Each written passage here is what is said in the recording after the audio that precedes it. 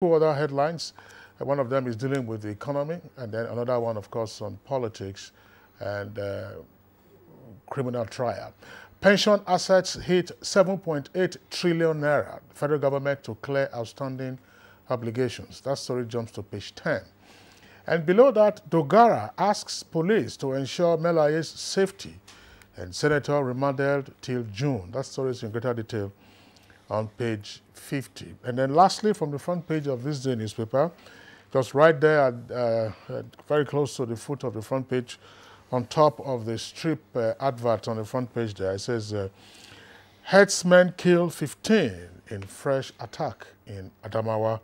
Herdsmen kill 15 in fresh attack in Adamawa. That story is on page 12. And then let's now go to the Nigerian Tribune. The Nigerian Tribune, let's begin from the top. Its lead story says, South Middle Belt leaders visit Senate, condemn executive regard for National Assembly. And with two riders there, Nigeria on the edge of a precipice and restructuring only way out, they say. Advocate use of 2014 National Conference report in effecting change. That's the lead story for the Nigerian Tribune. And then let's go to the side of the paper there. On your left, you see Central Bank finally signs $2.5 billion currency swap agreement with China. It's a story that's trending on page 8. And on page 38, a lawyer allegedly stabs husband to death, cuts off his manhood. And then Ekiti holds breath as 33 APC aspirants fight for governorship ticket. And the same story Kingston read earlier, Melaye to spend 38 days in police custody. And it has two riders there. Says his arraignment on stretcher unacceptable, says Falano's health more important than his arraignment, says Dogara. Those are the stories trending on the front page of the Nigerian Tribune. All right, Bayo, let's begin with... Yes, Senator Dino Melaye was arraigned before a senior magistrate court in Lokoja yesterday, and at the end of arguments in court, he was directed to be remanded in police custody until June 11th. He's facing charges with two other persons, 6-count charges on alleged illegal possession of firearms, criminal conspiracy, and illegal transfer of firearms. Arguments for and against bail ended with the judge ruling that the offense was not bailable. The three were remanded in police custody, while it was expressly provided that special medical attention should be provided for Senator Dino Melaye. Meanwhile, the Speaker of the House of Representatives has also expressed some concern about it. This followed a motion that was raised in the House about the fact that a member has said the priority of the health and safety of Senator Dino Melaye was necessary, and therefore what he was going through was virtually a persecution, not prosecution. The Speaker specifically clarified that anyone who commits an offense must face the law. He, however, noted that he had not seen anywhere in the world where an accused has been arraigned in court on a stretcher. You recall former president of Egypt, Hosni Mubarak. He was brought to the tribunal from hospital on a stretcher. Well, that's true, Bayo. It depends on the jurisdiction.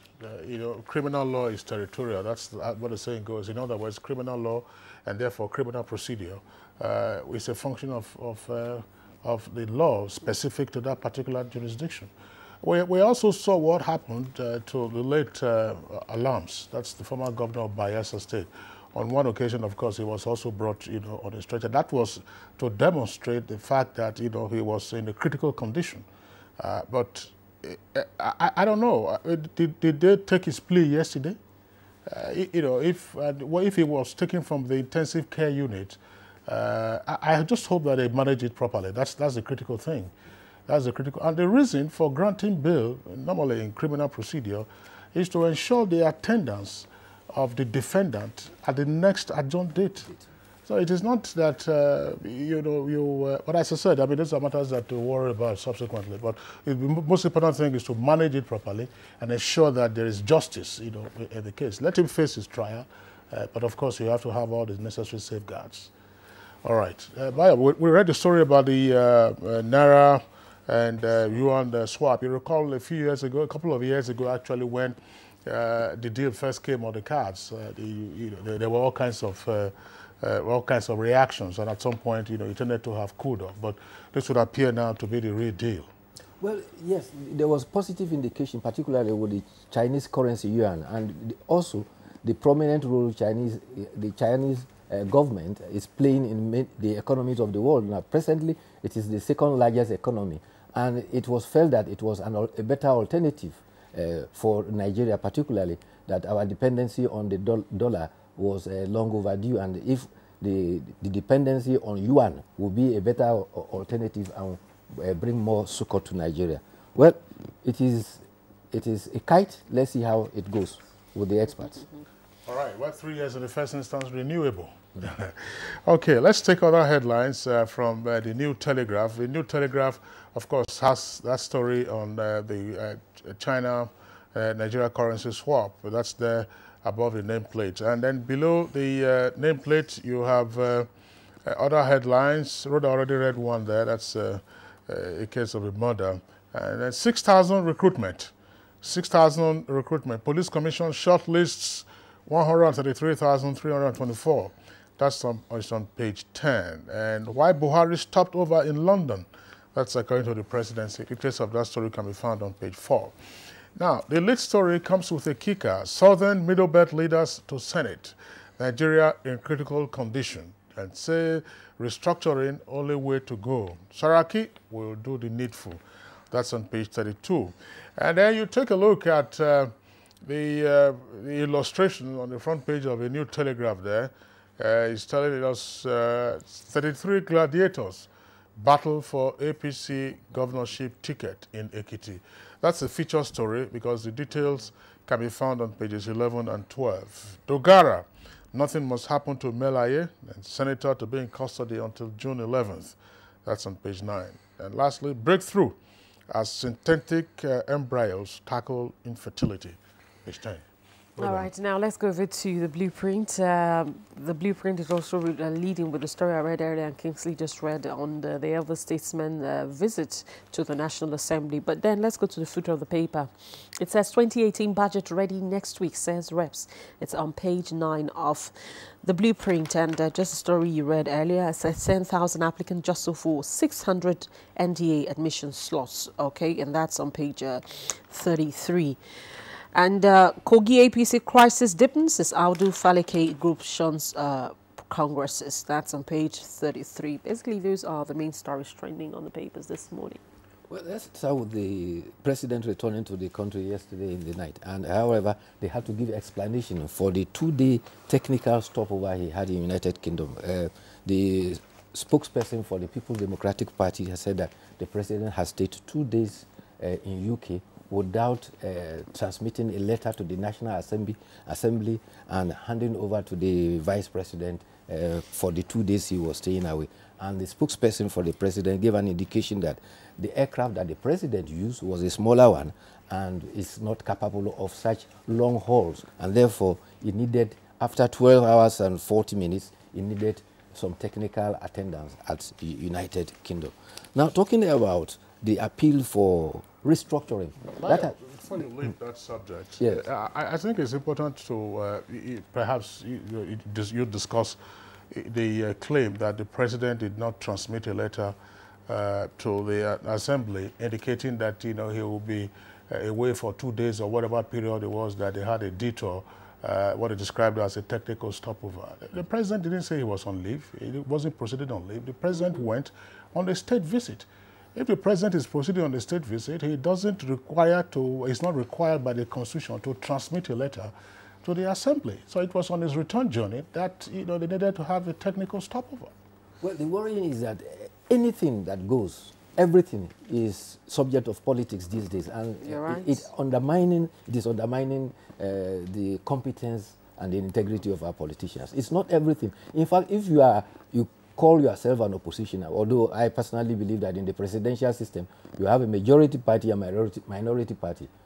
Opposition is patently a parliamentary function, and we seem to have a hangover of our parliamentary system. Even you find members of our National Assembly standing up in the National Assembly and saying this parliament. The Constitution recognizes this as a National Assembly. You know, we have that hangover, and sometimes we take opposition as they claim it is, to ridiculous extent. But all right, Bayo, let's quickly, before you take that, let me quickly take our editorial, and of course you review that with what you wanted to look at now, and that's on the health workers strike. It's on the Daily Sun. It's on page 15 of the Daily Sun. That's our editorial this morning. It says health workers strike. The ongoing nationwide industrial action by the Nigerian health workers under the auspices of the Joint Health Sector Union, JOHESU, has hampered medical services in the affected federal government health facilities across the country. The health workers embarked on an indefinite strike on April 18 over the unresolved welfare matters with the government. And just so Bayo, the Vice President was at the NMA conference yesterday, and he spoke to the strike issue. Yes, he also spoke about that strike issue. But before I come to that, let's quickly talk about this other issue you raised about restructuring. This is an argument that is ongoing. In fact, just only 2 days ago, there was a memorial lecture, and the same issue was canvassed. Former Commonwealth Secretary Chief Anyoku categorically said that restructuring should be carried out before the 2019 election. Specifically, he even made a proposal that we should have 8 federating units, retaining the current 6 geopolitical zone and retaining the former Midwest as another geopolitical zone and a new Middle Belt as a geopolitical zone. Now coming to JOHESU. JOHESU, you recall, began a second strike in April, just last month, 18th of last month.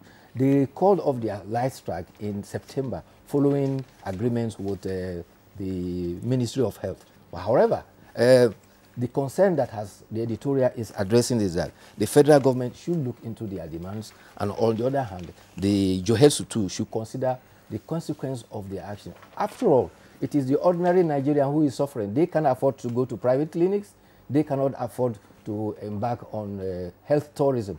And they are the ones who benefit from basic primary health care, who now are cut off. And the Vice President categorically also at the conference of the Nigerian Medical Association said, yes, they have a legitimate right to make demands. However, they must take consideration about the consequences of their actions on Nigerian citizens.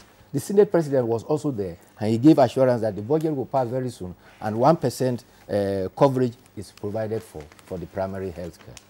All right, Bayo, thank you very much for being with us. We have a number of provisions stipulating that a certain percentage of the Consolidated Revenue Fund be assigned for a particular purpose. But unfortunately, we also know that some of these provisions are held more in the breach. Yes. Bayo Toyebi, that's much we can have with you and the newspaper review. Thanks a lot for being with us today. Thanks for having me. Enjoy your weekend. You too.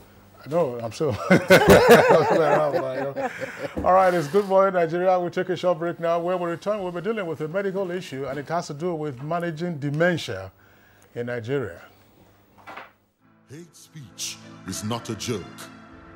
It incites genocide and crimes against humanity. Most of Africa's civil wars are caused by hate speech from one tribe against another. We don't want it here. The Nigerian government stands firm against hate speech.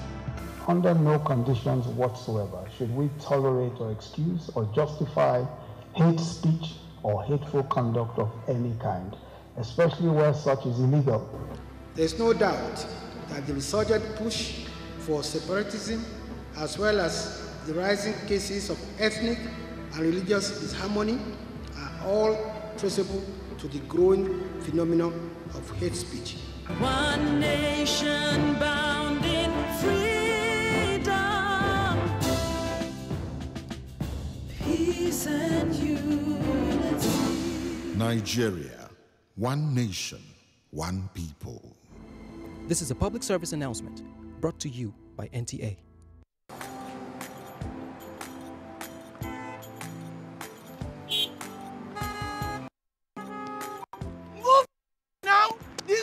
Won't kill you. Move now. To the disobey traffic law, they cause accidents.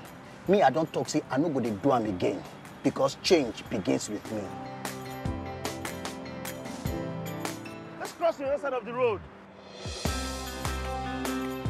I will no longer endanger my life crossing the express. Instead, I will use the bridge, because change begins with me. Oga driver, stop this bus now, won't come down. Abi you wan carry me pass where I dey go? Make I dey stop anyhow for road, they cause traffic wahala and accidents.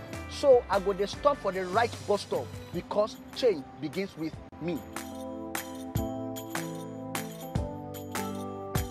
Change begins with me. This message is brought to you by the National Orientation Agency in conjunction with the Federal Ministry of Information and Culture.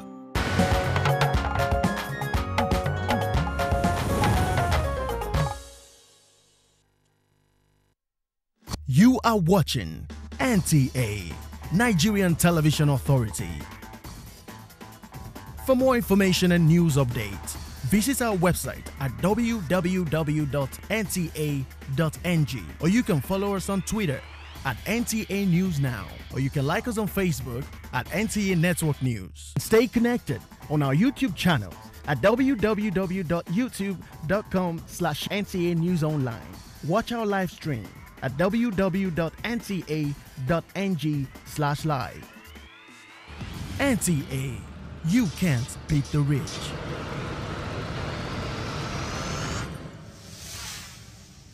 If you hear a bomb explode. All right, welcome back. And it's time for us now to commence our conversation on how to cope with dementia in Nigeria. But before then, let's take this background report put together by our correspondent, Victor Azu.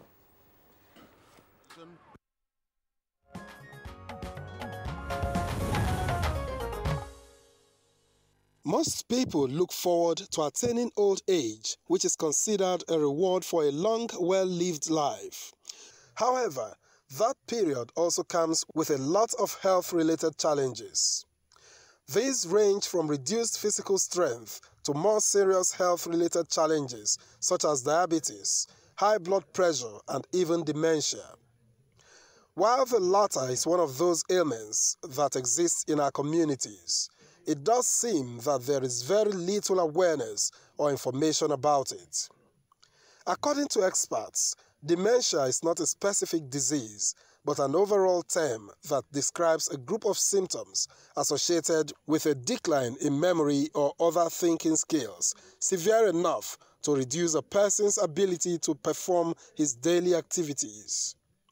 Dementia is of different forms, but the commonly known one is Alzheimer's disease, which accounts for 60 to 80% of cases. Vascular dementia, which occurs after a stroke, is the second most common dementia. According to World Health Organization statistics, 47 million people live with dementia worldwide. Developing countries, including Nigeria, are said to account for nearly 60% of this number. Without a major medical breakthrough in the fight against dementia, this number could jump to as many as 84 million who have age-related memory loss by the year 2040. How can this be tackled? Answers to this and more will be supplied by guests on Good Morning Nigeria shortly.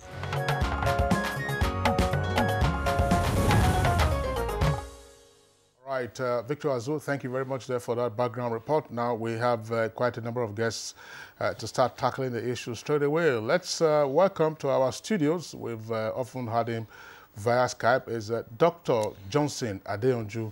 Dr. Adeonju, of course, is based in California, and he's the president of the Association of Nigerian Physicians in the Americas. Sorry for that blip there, but Adeonju is right here with us in the studios. That's Dr. Johnson Adeonju. As I said, is president of the Association of Nigerian Physicians in the Americas. Pleasure to have you join us this morning. Thank you. Thank you for inviting me. All right. Also here with us is Dr. Gerard Onwubuzie, is a consultant neurologist and senior lecturer at the University of Abuja Teaching Hospital. Dr. Onwubuzie, pleasure to have you on the program. Thank you for having me. Okay. Brother? And then we also have in our Abuja studios, Chinyere Densi, lead clinical psychologist, NIM Center for Wellness, Abuja. Chinyere, you're welcome to the program. Good morning. Thank you for having me. And of course, we're also being joined via Skype from the United Kingdom, Dr. Vincent Udenzi. He's a UK-based psychiatrist, and he's joining us from Birmingham, Leeds. Dr. Vincent Udenzi, thank you very much for joining us on the program. Thank you for having me. I was just wondering before we kick off with the conversation if our viewers listen to the names of the 4 guests that we have introduced so far: Adeyonju, Onwebuzie, Udensi, and Udenze. Each of them has a U in their names. in their names. All right, ladies and gentlemen, pleasure to have you with us again on the program. Let's start, of course, by getting a better understanding of what dementia is. What is dementia? Dr. Adeyonju first. Dementia is actually what we call a group of symptoms. It's not a specific disease. It's a group of symptoms, usually that affect memory and then thinking, and then down the road as it gets worse, cognition, orientations, and behavioral problems.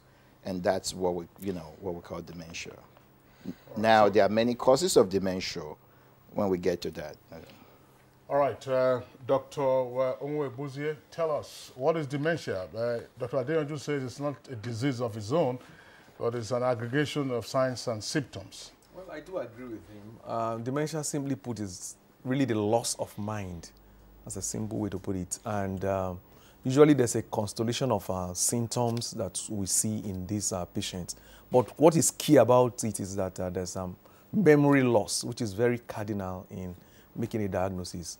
In addition to the memory loss, there's also some problem with language. Okay, there's some problem with language, problem with recognition, and then there are other cognitive domains of the brain that are usually affected. The executive functioning is also affected. So they have difficulty in making judgments, difficulty in reasoning, difficulty in taking initiative. You know, these are the things that really constitute what dementia means.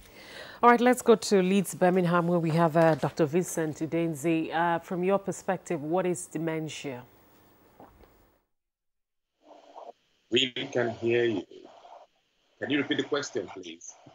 I said you've been listening to our guests here, and the 2 doctors who are here have said that it's a group of symptoms that make up dementia. From your perspective, what is dementia?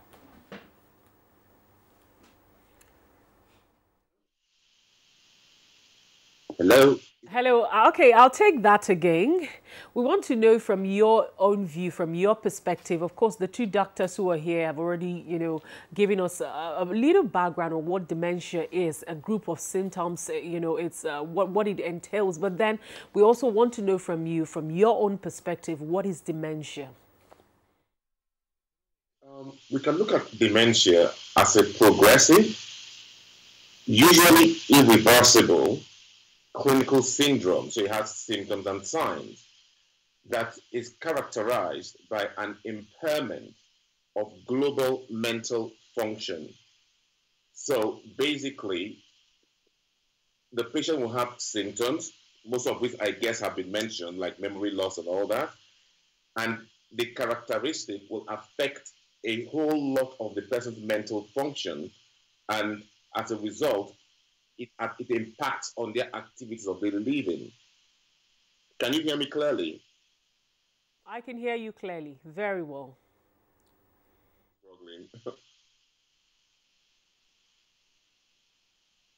Dr. Udenze, we'll get back to you in the course of this discussion. Of course, our engineers will try to rectify that, the audio there. We can hear you very clear. Now, let's go to Chinyere Ugo. Chinyere Ugo, let's get your first take on dementia.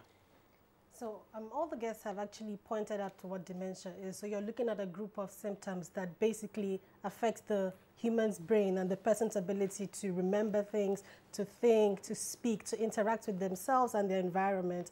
And these are symptoms that affect the person's ability to function on a daily. So you're basically only looking at conditions that affect the person's brain, and usually as a result of the brain cells deteriorating. Some of them you find them to be very rapid deterioration, and the rest can be quite slow. All right, thank you very much. Now, Dr. Adeyonju, what causes dementia?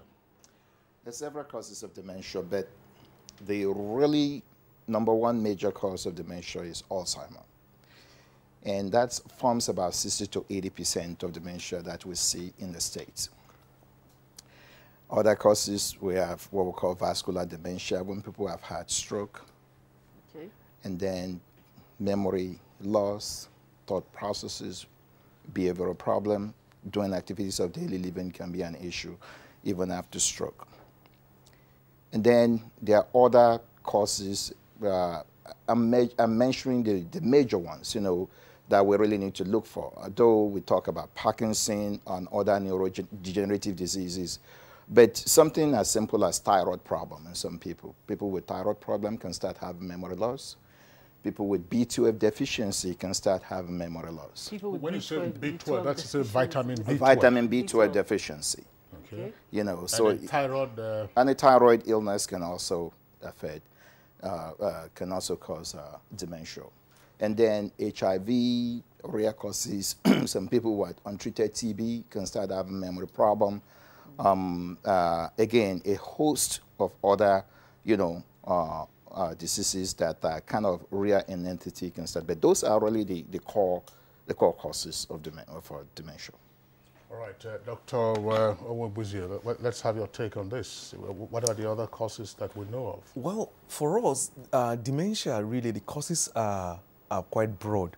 There are different classifications to look at it, but primarily they are usually neurodegenerative diseases. So if you look at the ones that are quite progressive and are probably not reversible, that will fall, Alzheimer will be top on that list. And then vascular dementias. In fact, this constitutes like 80% of what we see in this environment. But there are other causes which are treatable, like he rightly mentioned, infections, for example, HIV-associated dementia. You also have other things like normal pressure hydrocephalus, brain tumors. Some of these ones are quite treatable. When you remove the cause, then most of them are going to improve. Thyroid, like you rightly mentioned, primarily hypothyroidism, hypoparathyroidism. These things can all contribute to dementia. Then drugs, heavy metals like mercury, lead, all these things can also can cause dementia. The other rarer dementias that are also non-reversible, like frontotemporal dementia, Parkinson's causing dementia, Huntington's disease. All these ones are a bit rarer, and diffuse Lewy body disease. All these are a little rarer causes of dementia. All right, So I wanted to ask Rhoda, just let him. All right, I don't know. Just break it down. Let's break it down. When you say, for instance, as Dr. Adeonju said, for instance, the untreated HIV, untreated tuberculosis. Now you also talked about the thyroid infection or some impairment of the thyroid. How does that work? How does a normal, let's say, how does a man on the street who is watching us on this program say, listen, this is the kind of ailment I have, and therefore, say for instance, with regard to the thyroid, how does it manifest? And then for heavy metals, you talked about lead and mercury. How does the average Mr. Joe come into contact with lead and mercury? Well, mercury can be gotten from, you know, when we do dental fillings, we use mercury to fill too. So it could be gotten from dental fillings. That's the source of mercury. Then some of our sphygmomanometers we use in the hospitals also have mercury, even though that has been overtaken by time. They are no longer fully in use, but a lot of them are still in circulation and not properly disposed. Also, for the thyroid, most of them will present with slowness. That's the major thing with thyroid. They will come with, it's usually the hypothyroid ones that develop dementia. They are very slow in walking, slow in their activity. In fact, some of them will be sent to you as a case of Parkinson sometimes. But by the time you do the thyroid function test, you will find out that the patient probably has hypothyroidism. Again, thyroid is very difficult to diagnose, hypothyroidism, particularly because they just get lazy, tired. They are not able to carry out their activities. They're just slower, you know. So you need a very high index of suspicion, even for the doctor. You know, need a high index. He has to be thinking about it. But the dementia in thyroid, to be honest, is a late thing if it's not diagnosed early. The other things that will bring the patient early for the thyroid rather than even the dementia. Dementia shouldn't typically be a presenting factor. It should be the slowness, the tiredness, the fatigue, just lazing around, chronic fatigue syndrome, and then that should be the more presenting symptom rather than even the dementia. I was gonna, because you just said that there are some dementia that are reversible. Am I right? Yes. That is, if the symptom or what is causing it is, is actually taking away, that the person can actually recover from it. Yes, that's true. All right, now let's go to Leeds, Birmingham, where we have Dr. Vincent Udenze. Dr. Vincent Udenze, you're listening to our other doctors here. Let's also get your own thoughts on some of the causes of dementia. Okay, thank you for the question. I could hear yours clearly. I'm not too sure what my colleagues have mentioned because of my audio problem. But if you look at causes of dementia, the most common is what we call neurodegenerative. Now, I'm aware I'm talking to the average person on the street, so just think of the brain and think of the brain going through changes of decay over time. Now, these changes are the commonest cause of dementia, and example of them will be Alzheimer's disease, Parkinson's, Huntington's. But you have other causes like trauma, for those that experience accidents that may have affected the brain. You have infections like meningitis, HIV. You have, the common one, alcohol, chronic alcohol consumption, that can lead to a form of, dementia. Can you still hear me? I can hear you very well. Yes. Then there is a condition known as hydrocephalus. Kids who have a lot of fluid in their brain when they are young. Yes. This can also, over time, predispose to a form of dementing, condition. I think I must mention also that dementia itself is not a disease, but there are illnesses that result to dementia. So Alzheimer's is a type of dementia, but dementia itself is not a disorder. What Dr. Udenze is saying is like HIV and AIDS. You'd say that it's the HIV that will now predispose you to all kinds of opportunistic ailments. Is that it's a layman's analogy that probably can explain it? That AIDS, of course, is the HIV, is the deficiency that will predispose you. We have another guest. We want to find out from our engineers if the lines have been cleared. All right, we are going to our Ibadan Network Center. And, well, happily on this occasion, there is no U in his name, but it's, I'm not sure what the Akin stands for. Maybe it's Akin Oju or so, but we have Dr. Akin Ojagbemi. Ojagbemi is joining us from our Ibadan Network Center. He's a consultant in old age psychiatry and an expert in dementia care at the University College Hospital, Ibadan. He's also a senior lecturer in neuropsychiatry and mental health of older adults at the College of Medicine, UI. Pleasure to have you join us, Dr. Ojagbemi. What is Akin? Is it Akin Oju? Oh, it's Akin Shola. All right, thank you very much. But all right, just flow with the conversation at this stage. We've talked about already, what dementia is. That of course is not an ailment, it's not a disease of its own, but a group of signs and symptoms. What we are exploring at this moment has to do with the causative factors, and your medical colleagues here have already touched on quite a range of them. But I would like you to speak to something, because Dr. Adeonju with us here in the studios said, and of course it was confirmed by the others, that stroke could predispose a person to dementia. How do you, what is the linkage, between stroke and then dementia? Okay, yes. So if you look at dementia as the deterioration of the brain process that helps us to understand, to acquire knowledge through our senses and experience through our life. If you look at dementia from that perspective, when a stroke happens in the brain and the stroke affects the part of the brain that coordinate that process of, acquiring knowledge, understanding. Once the stroke affects that specific area of the brain, coordinating that process, then the patient can come down with symptoms, signs and symptoms that are suggestive of dementia. So that would be the link, that a stroke affects a strategic part of the brain responsible for the functions that are necessary for us to be able to go about our daily lives. All right. I was also going to ask you to, Dr. Odense in the UK said that too much alcohol is also something that could cause dementia. How does this relate also? So for alcohol, alcohol is one of the reversible dementia. Alcoholic dementia is one of the reversible ones. So long-term abstinence can also lead to reversal. But alcohol causes long-term dependent use of alcohol, because actually moderate use of alcohol is protective against dementia. But when we talk about alcohol and dementia, is long-term dependent use of alcohol.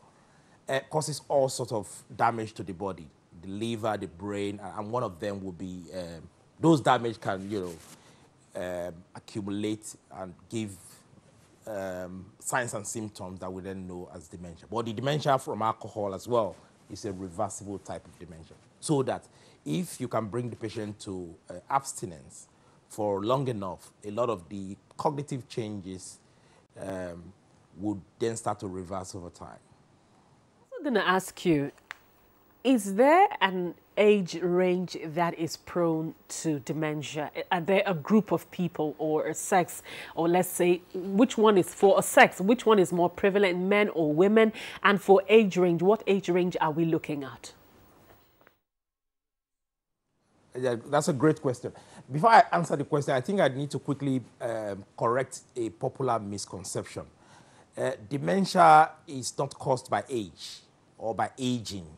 Normal aging, aged people should not have dementia. So, but we know that for most types of dementia, the propensity to develop the signs and symptoms increases with age. But there are types of dementia that are also common in people who are younger than 65 years. But for most types of dementia, we tend to see the changes, the manifestations, if you like, signs and symptoms after the age of 65.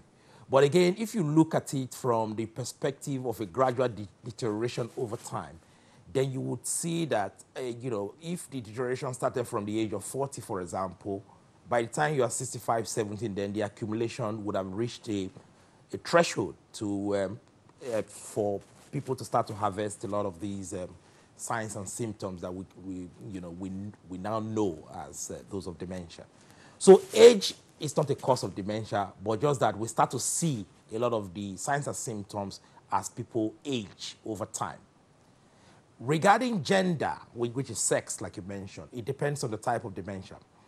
But for most types of dementia, essentially most common type, as mentioned by the other guest, Alzheimer's dementia, is commoner in women. Of course, there are theories to that. One of them is also because women usually live longer than men. So that if you look at dementia from the perspective of accumulation over time, then because women live longer than men, then you are more likely going to see them. A lot of the men that would have developed dementia would have died off before, say, 80, 90, etc. But for vascular dementia, on the other hand, vascular dementia is more common in men. There are other types of dementia where there are no, age difference. Differences in gender in terms of the propensity to develop the symptoms. So, if you look at dementia globally, then you will say it's more common in women. But like I said, it could also be that we are seeing this in research because women live longer than men. Dr. Jagbemi, thank you very much for your contributions. We'll come back to you in the course of the conversation. Chinyere Odense, let's have your own perspective on this with regard to the number of the causative factors that have been put on the table: age, sex, and in other words, male or female, and so on and so forth. What are your findings? And of course, let's also find out the psychological perspective. What do you find, in a patient who has signs and symptoms of dementia from the psychological perspective? I think firstly, I must say I'm glad that the doctor dispelled the myth that says age is a cause of dementia. It is a risk factor, not necessarily a cause. So I must say thank you to the doctor for actually pointing that out. And with most people that develop dementia, as you can imagine from some of the things that the guests have said, it's a very serious, life-changing experience for someone to go through when you realize that you're not able to interpret your world, you can't understand yourself, you can't interact with the people around you.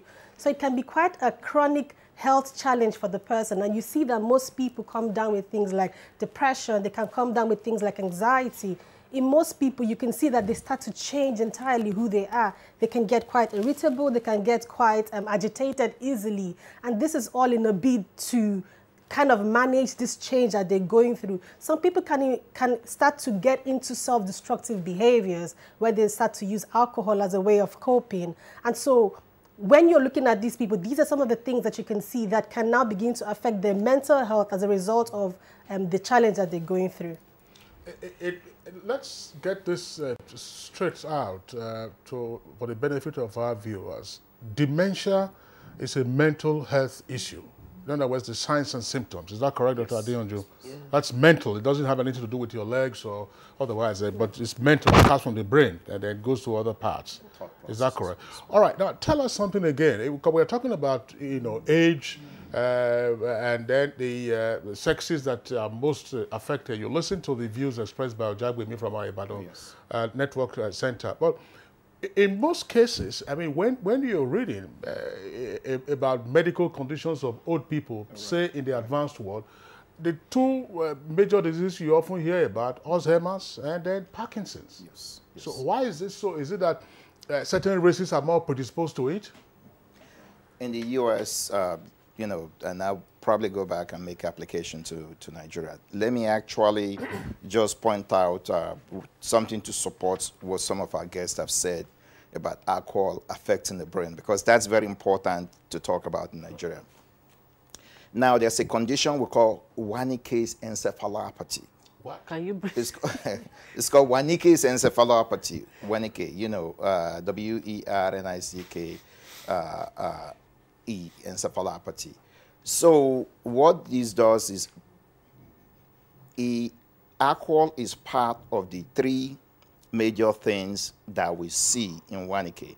People tend to have what they call ataxia. So when somebody is drunk and you in the street, they drink so much that it affects part of the brain that coordinates, your motor function. And what happens motor function, break it down again, that's also your movement. Yeah, your movement. So they get what they call ataxia. So when you combine that ataxia with confabulation, they begin to speak nonsense, and then they lose their brain, they lose their memory. So those constellation of symptoms, that's actually when you begin to see that alcohol is enough in itself, because alcohol is like a chemotherapy, very toxic to the human cells. When there is massive consumption over time, moderate and small amount can be protective, but in a huge quantity, then you develop what they call Wernicke encephalopathy. But at that time, it's extremely difficult for reversibility when it's affected your cell. But some of them, if they stay long enough away from it, yes, then you can see some recovery phase. So in the Nigerian context, maybe some people will put it in that perspective that this is what's going to happen down the road if we don't control that. When we come back and talk about the aging, we tend to kind of break it into two. There's what they call early onset dementia and late onset. Early onset dementia now technically classifies people between age 40s and 50s. That's what we see mostly in the state. 40 to 50s is form about 5% of dementia. The 95% tend to happen in people that are over 65. Now, because of the diagnosis process and the tools that are available to be able to recognize this, of course, all my colleagues here know that you have to do your good history and physical. You have to do your labs, you have to do all your heavy metals and all the rest of the thing, check their thyroid, check their B12, and then you do neuroimaging study to see if there's any reversible causes or tumor or something else in the brain. You check HIV and you do all the rest of the other stuff. So once you have that, a lot of those tests are actually negative, to be honest with you. So it's more of a clinical finding in a way. And then once we then classify that, then you say early onset and late onset. Late onset tend to happen in people that are over 65. And then you begin to see either when they come in with slow progression, you know, and then rapid progression, and then you have to be able to I talked about races, yes. you know, races. I mean, because most of the things that one gets to read in the open media, you find, of course, research is ongoing with regard to Alzheimer's and Parkinson's. Yes. A former president of the U.S. Came down with Alzheimer's. So, what is there a risk factor in say Alzheimer's or Parkinson's, or in dementia in general? Right. I mean, when you look at the races, if I kind of extrapolate it again in the world or U.S. context and here in Nigeria, the African Americans do have a high predisposition because of the amount of stress, untreated high blood pressure, poor accessibility to health care, affordability, and all the other things that prevent us from picking it. You know, sometimes you see somebody with such a horrible thyroid function that they even develop what they call retroperitoneal fibrosis. Their entire system is already fibrosed by the time they present with thyroid problem because they have poor access to healthcare. There's some rare cases of TB that will be diagnosed and the family would think this patient is crazy, but all you have is spinal cord and brain TB, which is called Parts disease. So the only people you see that are people who don't have access to healthcare. If you have good access to healthcare, your thyroid function test will be done with your physical every year. So you can pick up your thyroid. You go to your doctor every year. I want my thyroid check. You can ask for your B12 check. You can have a comprehensive profile. You can ask for your CBC. You know, you don't need a CT scan or anything to pick it up. So, so that's why, in terms of races, you see that African American, because of all those factors I've mentioned, may be delayed in diagnosis and be able to pick it up early.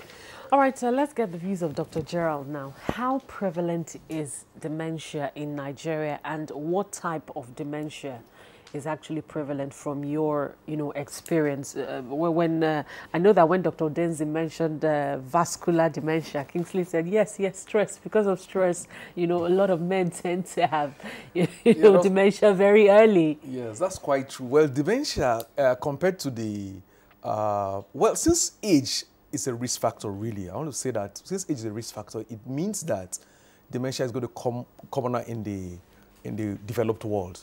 Because also, even though my colleague has said that there's little access to care and a host of other things, but we still have more limited access to care here. So because of that, people die earlier. So that reduces the incidence of dementia. But basically, compared to a study that was done by Prof. Oguni, he looked at dementia in Ibadan and found out that it was less common than even the African Americans is mentioned. For example, dementia was found to be like 8.4% among African Americans in Indianapolis, whereas in Ibadan, in the community-based study, it was found to be like 2.29, which is relatively low. Again, this can be explained by, of course, age being a risk factor. However, we seem to see a lot of vascular dementias, again, because of strokes. So when people have repeated strokes, sometimes I have patients who have had 3 or 4 strokes. This is a risk, a real risk. So indirectly, it means that if they have high lipid levels, these lipidemias, they have repeated strokes, they have hypertension, diabetes, all these things predisposed to dementia. And therefore, it means that if these things can be taken care of, then there's going to reduce risk of dementia. So generally in practice, what we see more is, of course, the Alzheimer's, similar to what's obtainable all over the world. But we also have a high incidence of vascular dementia. So the two most common ones we see are Alzheimer's and vascular dementia. We still see some infections with patients with HIV, but with good access to care now for patients with HIV, the early testing, some of those things can be late in the presentation for HIV. So if they have good access to care, they can do their tests early, they come in early, then some of these central nervous system manifestations are going to be a little lagging behind, not really common. All right, Dr. Omobuzie, thank you very much. I'd like us to go quickly to our Ibadan Network Center. Dr. Ojagbemi, give us a sense. What is the general appreciation, if we have that, picture of signs and symptoms of dementia in Nigeria? Is it of common knowledge that, look, there could be causative medical factors for all of this, or people just, you know, pass it off and say, I'm sorry, let me say, let's say the person is on the craze? Very interesting. Actually, there's a lot of misconception out there. So the easiest one is that, well, you know, mama or papa is old, so that's why he doesn't remember things. That's why he's unable to go about his activities without assistance. So people just pass it off as, you know, happening. These are all happening to the person because of old age. So, yes, so there's that misconception. And in fact, because of this misconception, what we see in clinical practice is that patients usually don't present until they start to have bewildering behavior, you know, and we've heard of patients who have been accused of witchcraft and all that. And when family members start to see people behaving in this way, that is when they actually come to hospital for the first time. And many times, you know, that dementia would have gone to literature. So, like you're right to say that there's a misconception about the general understanding of the signs and symptoms of dementia, people attributing that to old age, and most people don't present to hospital until it's really very late and they start to have bewildering behavior that family members don't understand. So, Ojagbemi, can you push forward the linkage between the popular misconception of dementia with witchcraft? How does it manifest, so that our viewers can have a better understanding of this, that certain behaviors that we see are not necessarily occasioned by witchcraft? Yeah, so I mean, this what I mentioned about that we've heard of patients being accused of witchcraft these are anecdotes from you know, patient relatives, etc. But you would know that if someone that you have known and respected over time starts to talk in ways that are not unbecoming of the personality or the person you know, and you don't understand why that is so, you know that lack of understanding can actually lead to people casting all sorts of hypotheses why that might have happened. So maybe perhaps there's something bad he has done at some point, you know, and that's why a person is behaving in this way. So what I'm trying to say is that when there's no understanding, people bring up all sorts of theories, and one of them would be that, you know, the person that is confessing to, for example, maybe because of depression symptoms in the context of dementia, start to feel guilty pervasively. What I mean by that is that just feels guilty about every bad thing that happens around them. And then they tend to attribute or tend to feel that, you know, maybe these bad things are happening because of me. So, for example, the neighbor's son that died in a plane crash recently may have died because of, you know, me. And so once you start to talk that way, you can imagine how people would react to that. But that can come because of the additional symptoms that accumulate as a result of dementia. So I talked about behavioral symptoms and very bewildering other behaviors that a patient might start to develop over time. So a lot of people, because people don't understand this behavior, and when you match that with the personality, very well-respected person that you've known over time, then it's bewildering, and you know, all sorts of names can be, all sorts of labels, if you like, can be attached to that. All right, thank you very, very much, Dr. Ojagbemi. Now, I'd like to go to Dr. Odenzi, who's in Leeds, Birmingham. I'd like to ask you, say, for instance, you were able to diagnose that probably your aged parents have dementia. Is it likely that as you also age, you would have dementia? That is to say, is dementia hereditary? if you permit me, before I answer that question, I want to make reference to something that was said about alcohol and when it's encephalopathy. When you have someone, especially a family physician, if you've got a patient who consumes loads of alcohol, if they are confabulating, if they are staggering, if there is some peripheral neuropathy, it is an emergency. They need to be referred. They need to have thiamine so as to stop the progression into what you call Korsakoff's, which is irreversible. So I think that is important because it was mentioned, but we need to flag up the fact that it is a medical emergency, that bit is treatable, and they need to have thiamine immediately. Now, coming to your question about if my parents, or my loved one were to develop dementia, what will I do, or will it be hereditary or not? Now, it depends on the type of dementia. Take, for example, vascular dementia, which a predisposing factor would be high blood pressure. We do know that high blood pressure can run in families. And so if for that type of dementia, if my dad suffers with dementia due to vascular reasons, due to high blood pressure, or due to obesity or high cholesterol, then if I have the same predisposing factors, then there's a likelihood, it's not definite, but there's a likelihood that I may end up with that type of dementia. There is also a type of dementia, a type of cortical dementia, which is familial, which is hereditary. If you have that type of dementia, then the chances, or my parents had that type of dementia, then the chances of me developing it becomes, there's a likely increase in the probability. But what I need to flag up is this. There are genetic tests, but these genetic tests are not supposed to be carried out in the general population.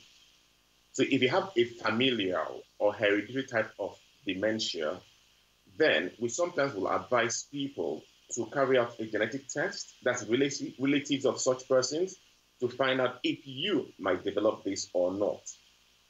So, but if it's not the familial type, and it's just the type that is associated with risk factors like high blood pressure and all that, then you just have to try and manage those factors that will reduce the chances of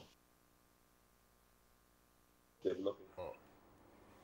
Oh, sorry, we seem to have lost.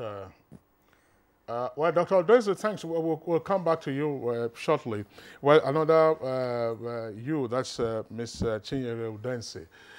Again, let's return to what Dr. Ojagbemi was saying before we come back to the question of being hereditary and otherwise. In terms of the bewildering behavior that he was talking about, this would be psychological, for instance. Would that also include hallucination? And then this sense of guilt, how does it manifest? You say, oh, if something bad happened, maybe the individual now starts talking, they say that he or she is already confessing that this is the witch that has been disturbing everybody in the family. Speak more to that. Yeah, I'm glad you mentioned that. I was going to actually put that in because sometimes when people experience dementia, you can have them go through, experience things like hallucination and depression, hallucination and delusions, pardon me. When we talk about hallucinations, what are we talking about? We're talking about interpretations in your senses in the absence of a physical or a visible stimuli.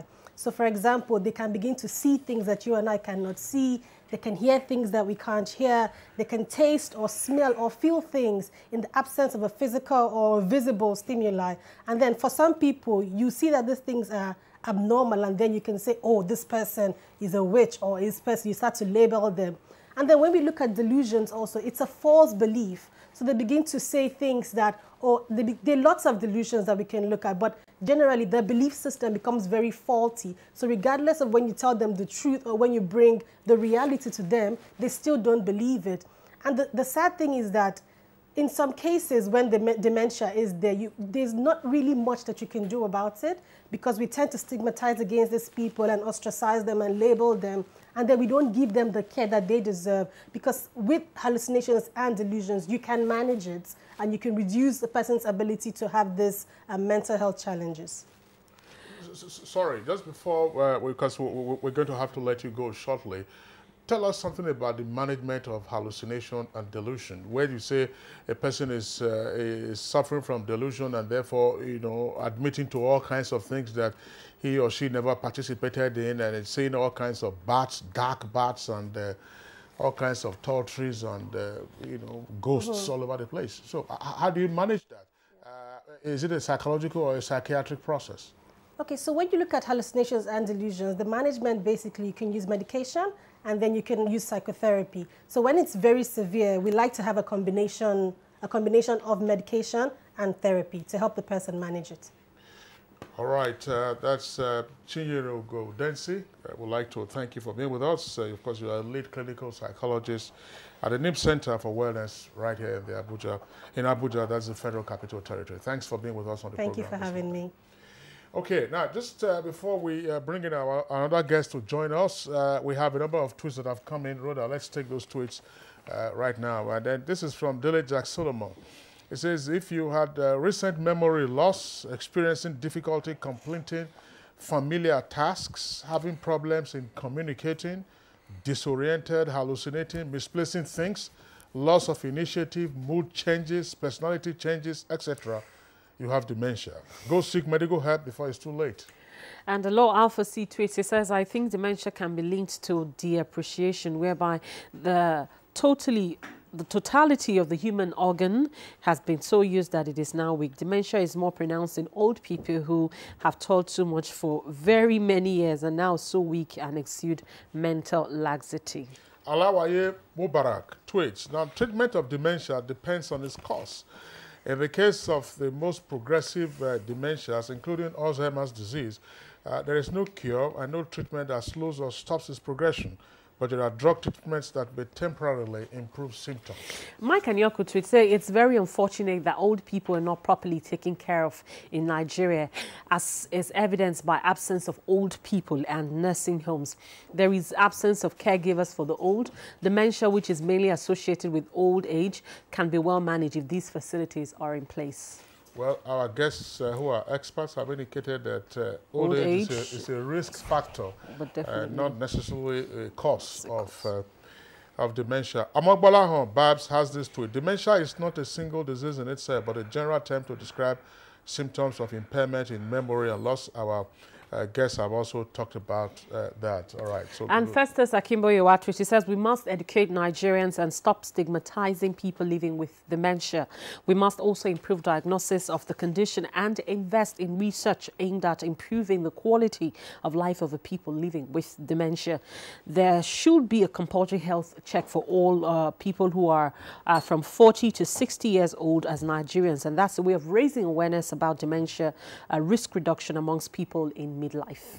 And Cecilia Okoroma tweets, getting very active as one ages is helpful in the management of dementia. Abandonment of an aged person is a likely factor.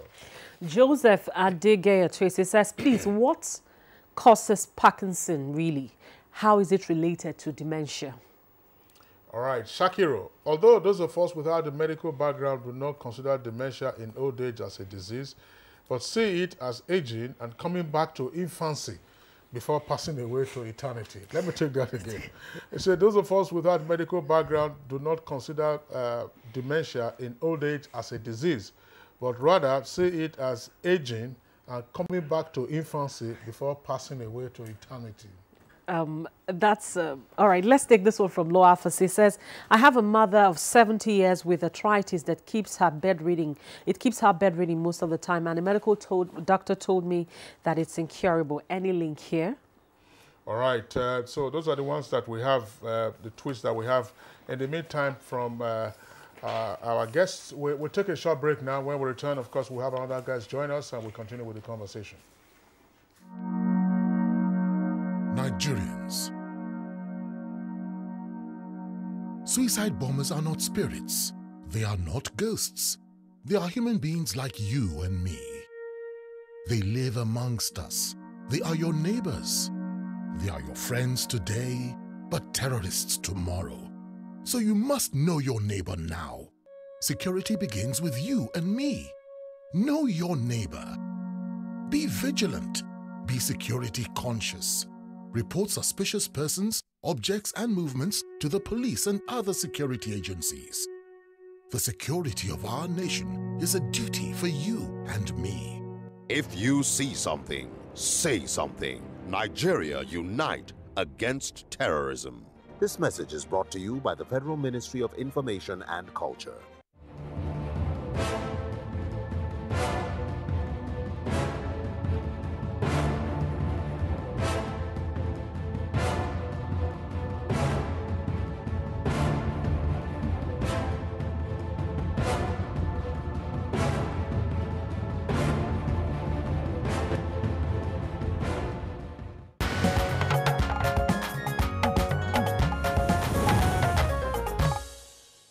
Back, it's still Good Morning Nigeria, and we're talking about something that affects a lot of people, and of course trying to counter some beliefs that people have had about it. We've had guests here who've been talking to what it is, that's dementia, the causes and symptoms, and we're now being joined by another guest, and that's Ambassador Usman Sarki. He's a former Deputy Permanent Representative of Nigeria to the United Nations, New York, and Chairman of Gerontology Association of Nigeria. Gerontology, I think that has to do with old people, though I know it's not old. It's looking very, very young. Ambassador, good morning, and thank you for joining us. Ambassador, I believe you are a trustee of the old people, not necessarily that you are one of them. Is that correct? Well, thank you very much. Thank you for inviting me to the program. But tell us something. Yeah. I mean, what is the sense of dementia and as a geriatric issue amongst old people in Nigeria?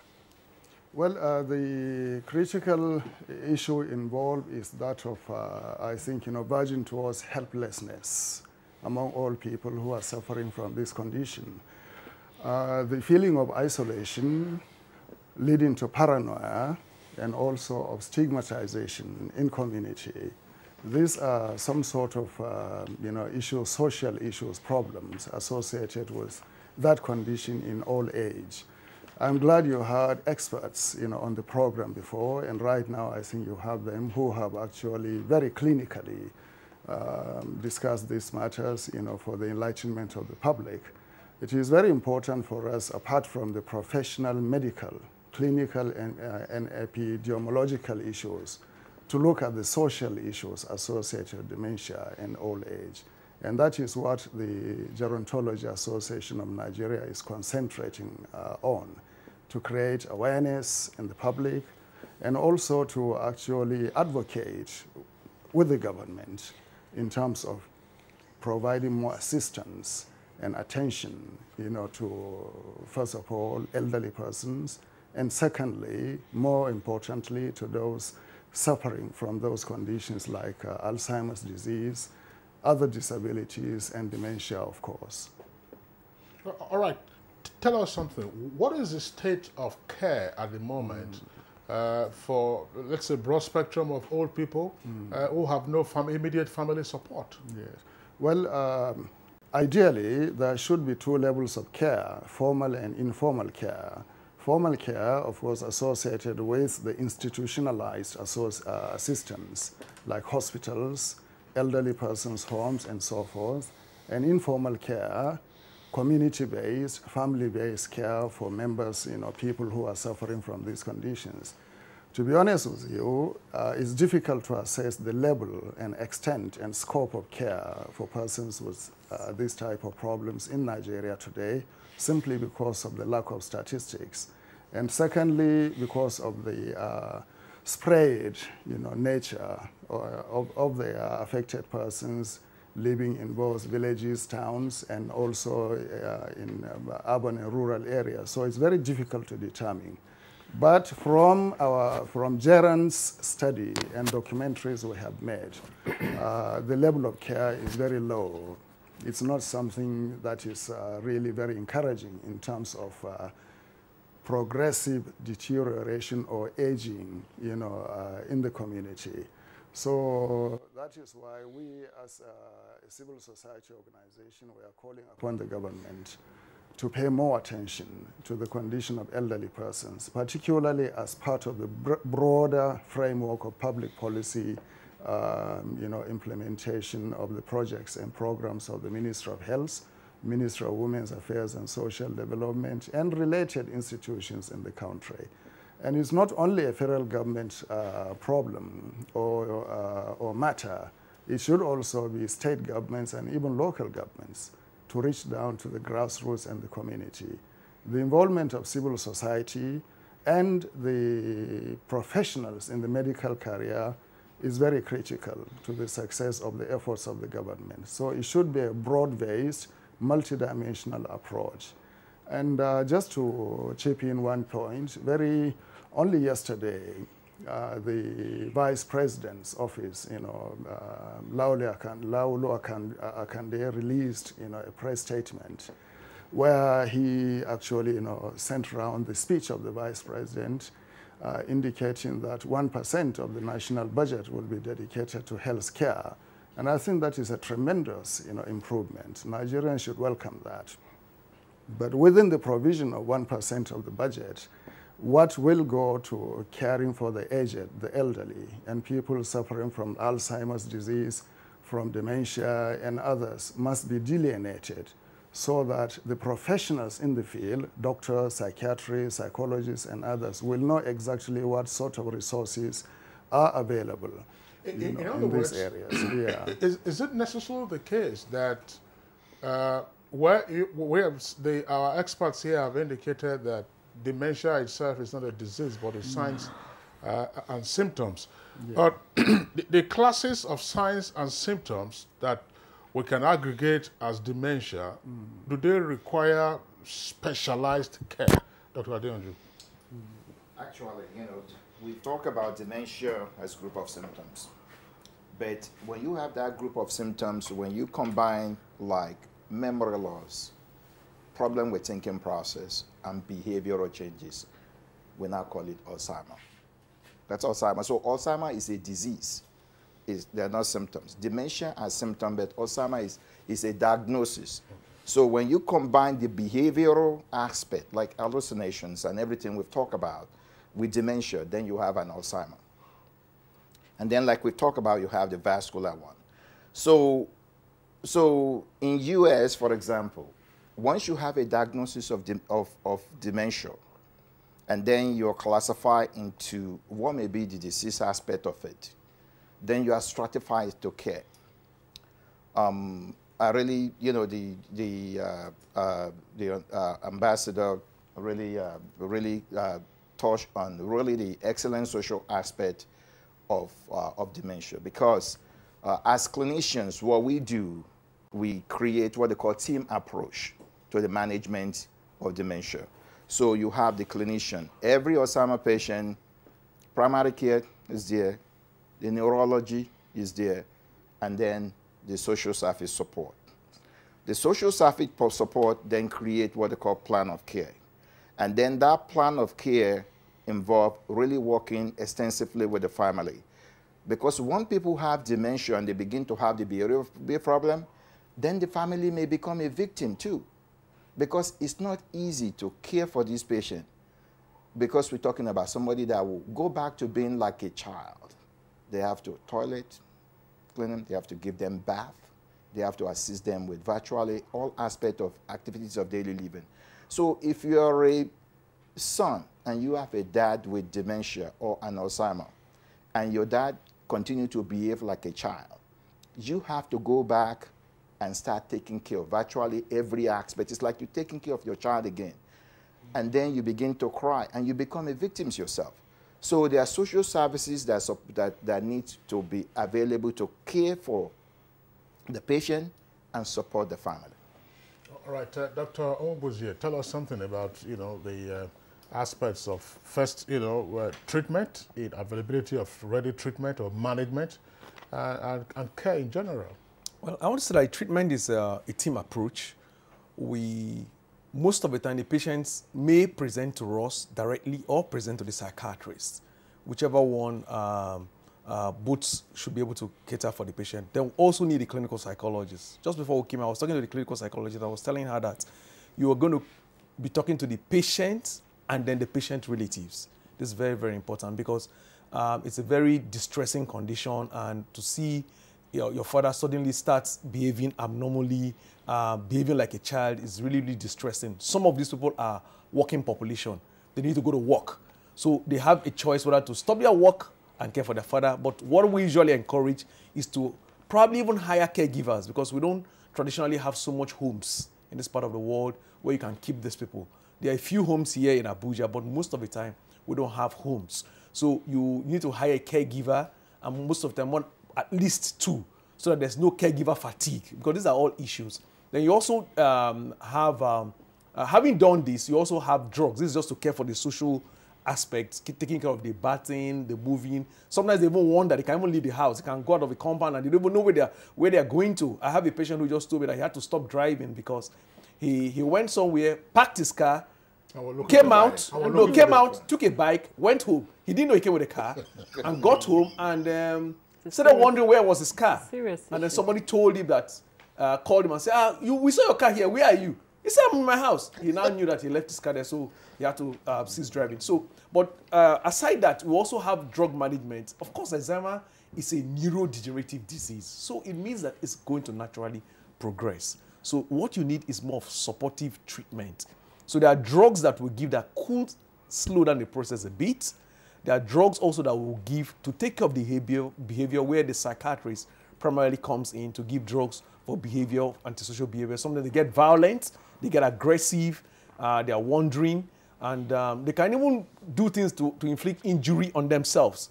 Okay, so when that gets to that point, you need to give them drugs. Some of them get into depression because they're trying to compensate and things like that. So you need to give them medication. I'm wondering, thanks a lot, Dr. Nwubuzie. But well, let's bring in again Dr. Jagbemi from our Ibadan Network Studios. Dr. Jagbemi, now, putting all of this together, how would an individual or members of the family or near relatives begin to interpret this? Because sometimes you hear that persons who are, say, in their mid-50s upwards, okay, they get up from the, say, the lounge, that's the sitting room.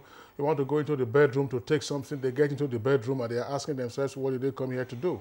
Now, is that a telltale sign of the onset of some symptom that could now be classified as dementia? That's first leg. Second leg, again, in the popular imagination, when you see, they say that, oh, daddy, this old man is all behaving like a child. You know, what is the meaning of all this now? You know, so how should people relate to an elderly person or not so elderly person who is back again to infancy in terms of behavior? Well, thank you very much for the question. So your first question, of course, we all momentarily, have the experience you just described, that you walk into a place and you probably don't, maybe not there, you probably don't know why, what you're really looking for, or you dropped your car keys and you don't know where you kept them. If it's momentary and happens once in a while, then that's not a problem. Dementia is something that is, like someone in the studio described, is neurodegenerative, something that occurs persistently and is getting worse over many months. So it's not the momentary loss of concentration. The scenario you describe can be caused by several other things. If you have too many things on your mind, as at when you walked into that room to pick your car keys, you can actually, have these momentary problems with remembering where you kept things and all that. So it's not these islets of forgetfulness that we're talking about here.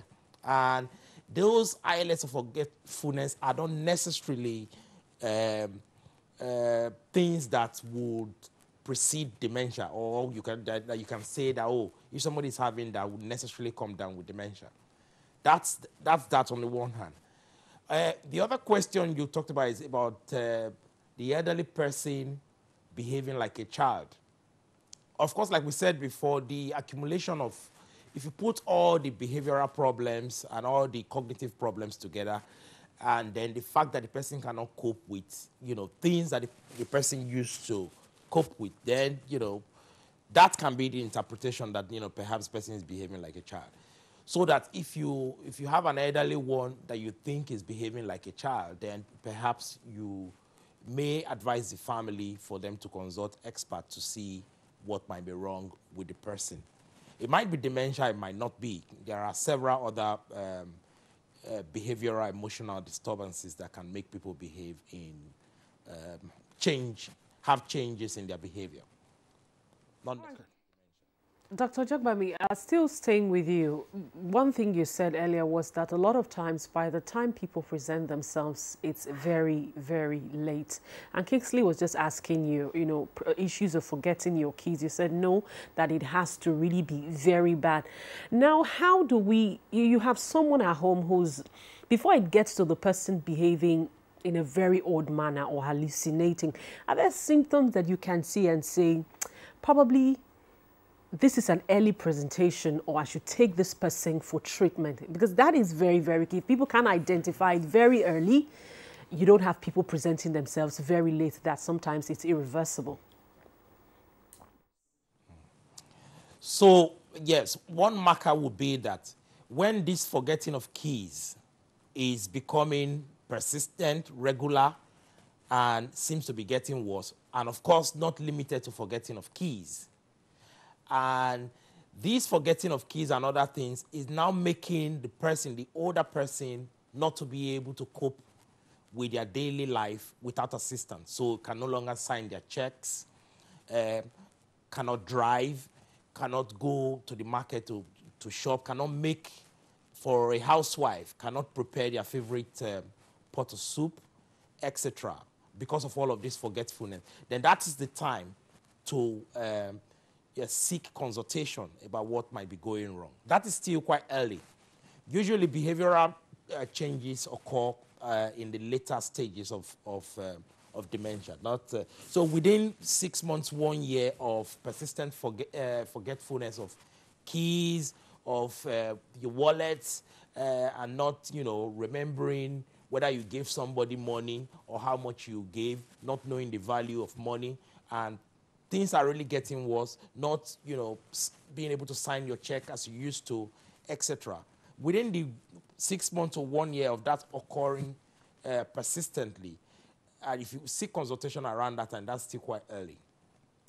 Late stages would take close to from 5, 7, 10 years of these persistence of all of these symptoms. But unfortunately, in society, we just attribute them. Like one of the people that made comments, that sent tweets to you, said that perhaps it's just the normal cycle that everyone needs to go through. But no, it's not normal to behave in that way. There are presidents of countries who are 94, 95 years old, and they are presidents.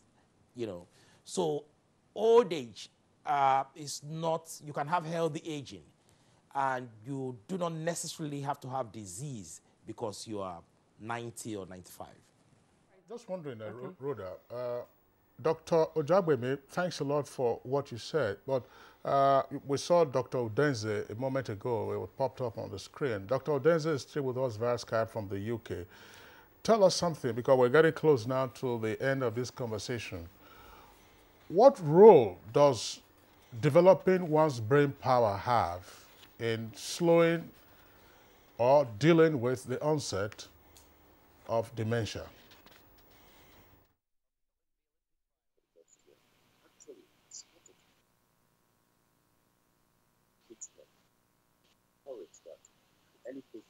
All right, it looks like we have an audio challenge there with Dr. Odense. Once it's clear, we'll give the opportunity to respond to that. But let's come back to the medical personnel here with us in the studio. Dr. Adeyanju, brain power development and the delay or management of dementia, what is the relationship? And then I'd like you to take along with it this. Could a person who is into hard drugs or drug addicts, does it have any relationship with dementia? Of course, of course.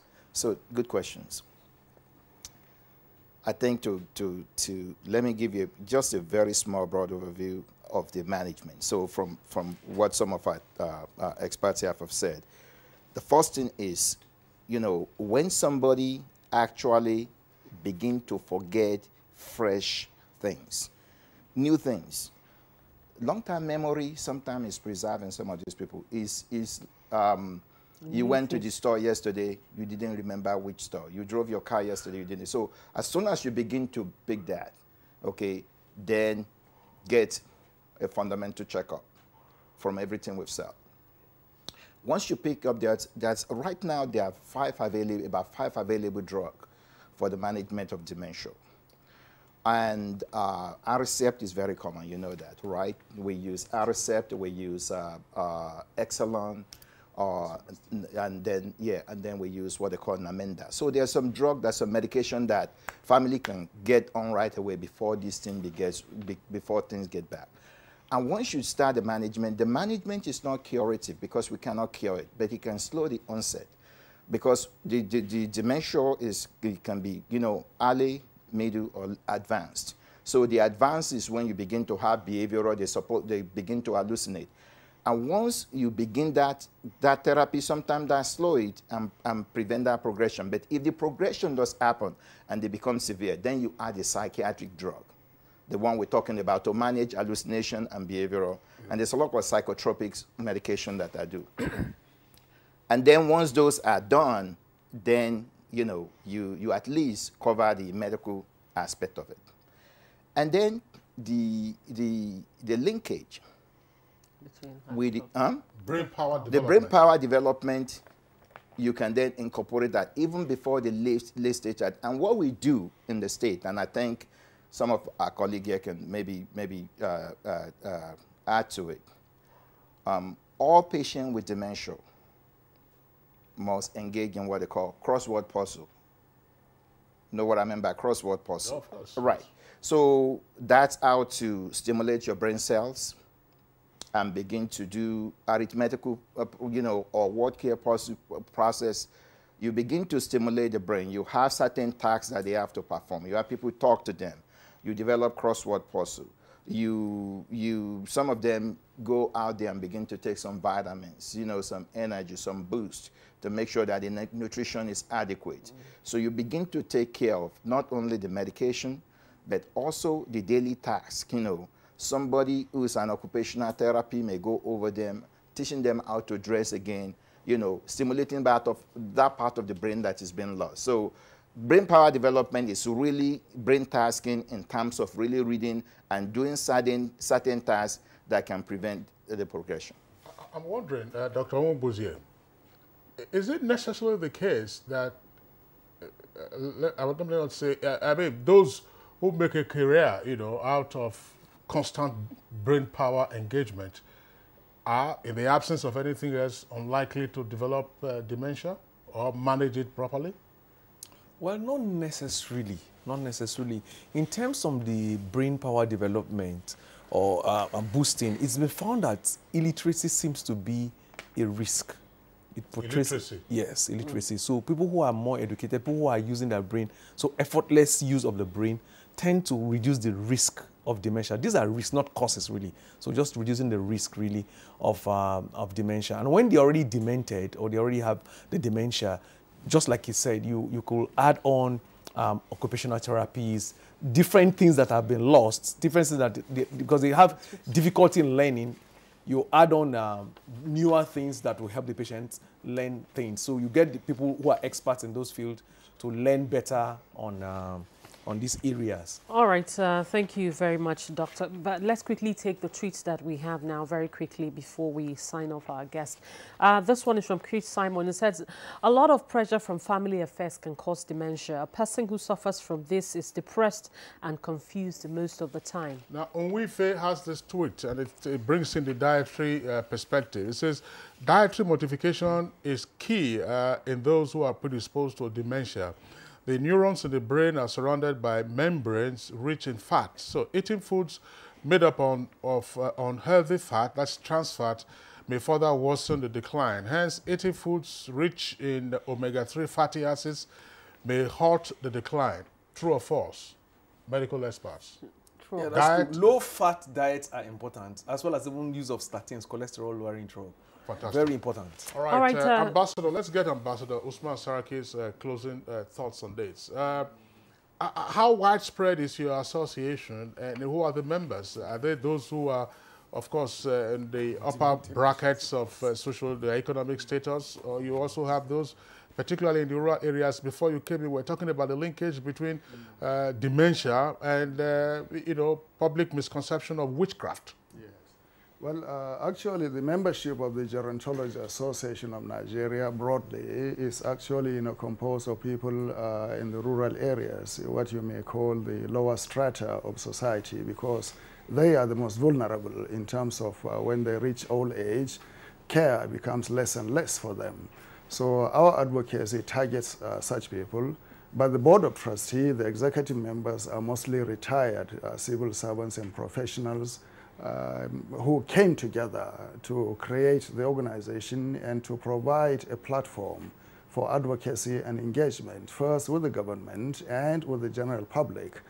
In terms of the stigmatization and discrimination, I think it is a very serious issue, and that is why we want the government to treat the issue of old age, aging, and associated challenges like Alzheimer's disease and dementia as a human right matter, so that it will dovetail with protection of vulnerable groups. All right, thanks a lot. Ambassador Usman Sarki is the chairman of the Gerontology Association of Nigeria. As I indicated when we were starting the program, all our guests, except one in Ibadan, has a U in his name. Ambassador Usman Sarki, thank you for being with us on the program today.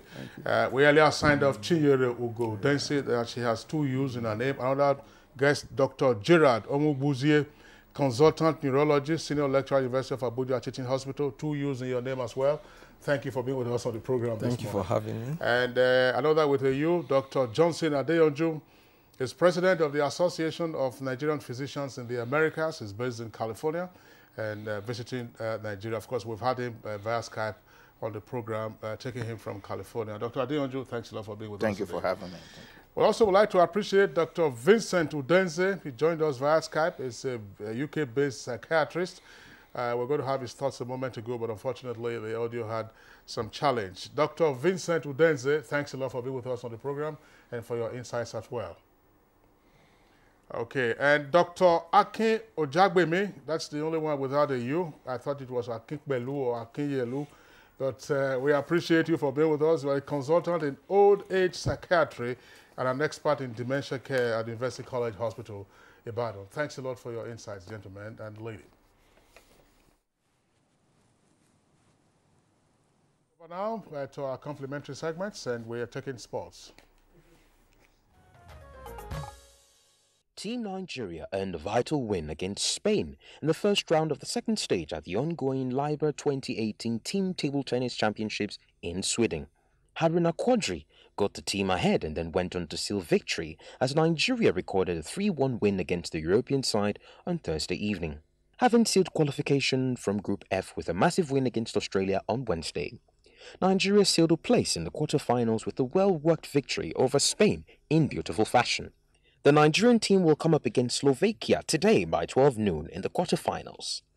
Step out into this brand. Meanwhile, Arsenal manager Arsene Wenger will not be given a last chance to lift the silverware with Arsenal after they were beating 1-0 to end 2-1 on aggregate by Atletico Madrid in the Europa League semi-final. With a 1-1 score from the first leg, former Chelsea striker Diego Costa returned to the Atletico side to hunt the Gunners again, and it was his composed chip on the brink of half-time which ended their European hopes. Costa's in, and Diego Costa scores! Antoine Griezmann slipped a crucial pass through to Costa after coming close with a powerful strike from a tight angle.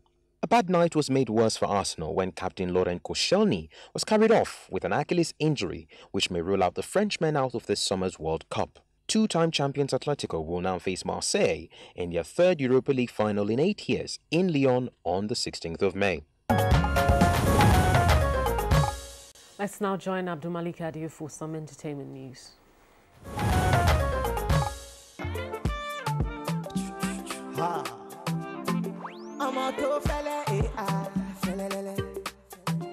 Urban Afrobeat newborn and saxophonist Adegboyega has given his fans one more reason to cheer and dance with his latest track titled Fele, which features DMW Wonderboy and Mama Crooner Mayokun.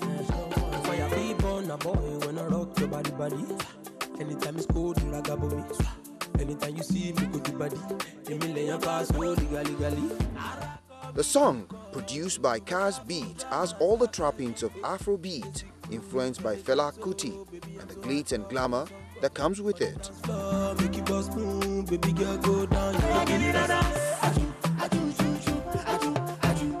The song is presently receiving massive airplay, and it is referred to as a party starter with its Afro blend of talking drums, saxophone melody, and creeps vocals.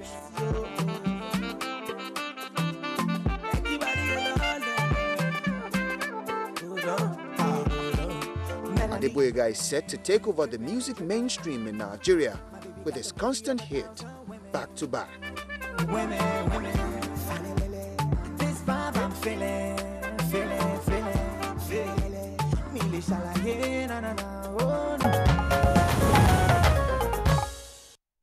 All right, now it's time for us to check out the weather prospects for the rest of the day. Hello and thank you for joining us on the weather forecast. I am Paul Ogba. On Thursday morning, parts of Abuja experienced rainfall in the morning, but we expect to see the same picture on Friday. Let's now take a look.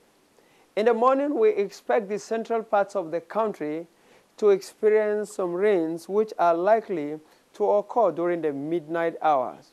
We also expect to see some rains over the coastal areas, while the northern parts of the country are expected to be partly cloudy and cloudy elsewhere.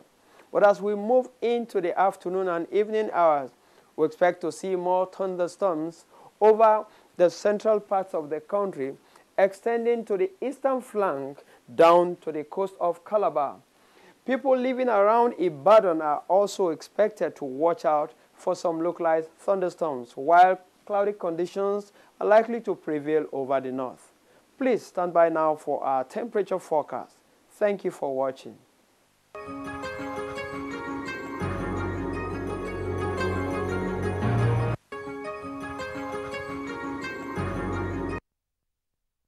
And that's it on Good Morning Nigeria for today and the very last for this week. God willing, we'll see you again on Monday morning for another edition. I'm Rhoda Nona. Thank you for watching.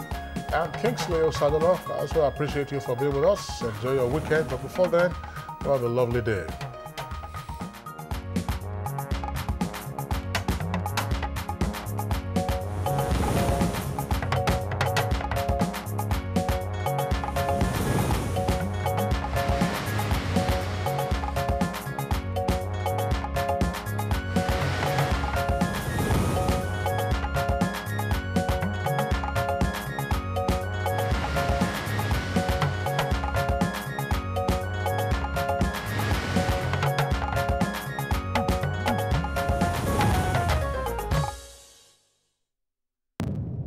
Information is power.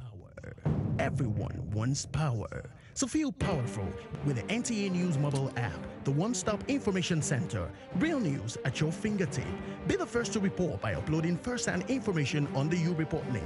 And be the first to know by simply clicking on any of the links on the sidebar for headlines, domestic and foreign news, economy, security, politics, sports, and more.